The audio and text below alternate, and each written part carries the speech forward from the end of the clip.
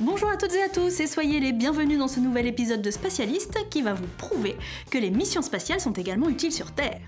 Aujourd'hui, partons du côté des missions habitées, et notamment des tout débuts. Alors qui dit mission habitée dit être humain dans l'espace, et qui dit être humain dit corps humain. Il ne vous aura pas échappé que nos corps qui ont évolué sur une planète avec une gravité donnée n'aiment pas tellement quand on change les curseurs. Si être en impesanteur est très agréable sur des périodes courtes, des effets néfastes se font sentir sur des périodes longues et nos organismes sont mis à rude épreuve quand, au contraire, on augmente la force de gravité au lieu de l'annuler. Pour pouvoir supporter de grosses accélérations, notamment dans les avions militaires, on a inventé les combinaisons anti-G qui sont des pantalons qui compressent le bas du corps pour que le sang évite d'y rester et continue à irriguer le cerveau le plus longtemps possible, et ainsi repousser la perte de connaissance jusqu'à 10 G. Évidemment, quand la NASA a entraîné ses premiers astronautes pour les affecter à des missions spatiales, elle a repris le dispositif, qui était gonflable à l'époque, et l'a adapté à cette nouvelle utilisation. Surtout que, contrairement aux pilotes militaires, les astronautes avaient besoin d'une telle combinaison pour se réadapter rapidement à la gravité terrestre après un vol spatial. Et puis, un jour de 1969, la NASA reçoit le coup de fil d'une jeune femme. Elle a accouché plusieurs semaines auparavant, mais malgré de nombreux actes médicaux, dont 9 opérations, elle souffre toujours d'une hémorragie interne et doit sans cesse être transfusée. Mais personne ne sait comment stopper les saignements.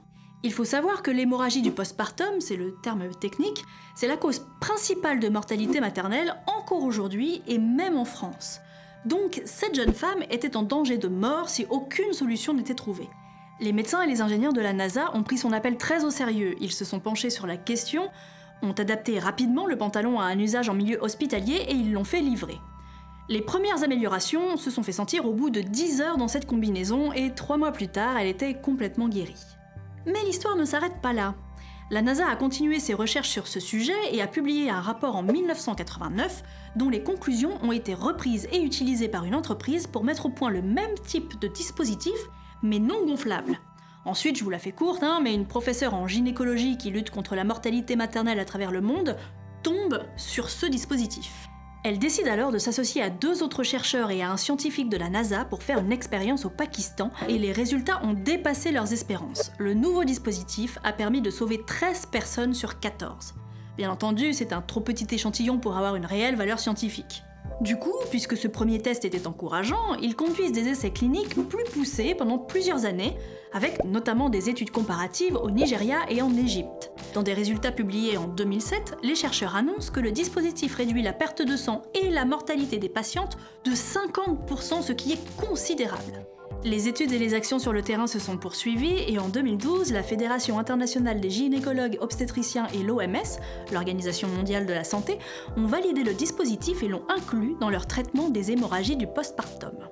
Depuis, une version low cost qui permet de sauver de nombreuses jeunes mères pour moins d'$1 par utilisation a été mise au point pour être distribuée dans une vingtaine de pays pauvres et dans les zones touchées par les catastrophes naturelles.